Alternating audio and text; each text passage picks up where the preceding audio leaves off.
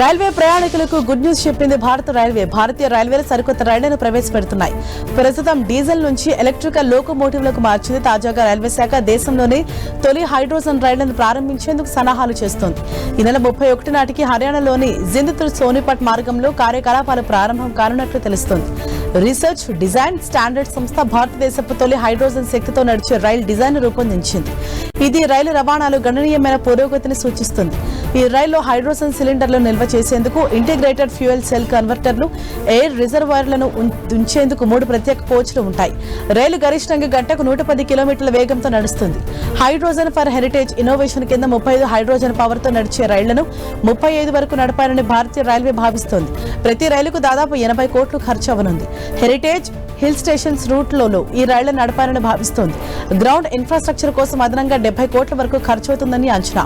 ఈ హైడ్రోజన్ తో నడిచే రైళ్లతో లాభాలున్నాయి. రైళ్ల నుంచి వెలువడే కార్బన్ ఉద్గారాలు 0%. ఎక్కువ సామర్థ్యం, దీర్ఘకాలిక ఖర్చు ఆదా, సౌండ్ పొల్యూషన్ తక్కువ తదితర ప్రయోజనాలు.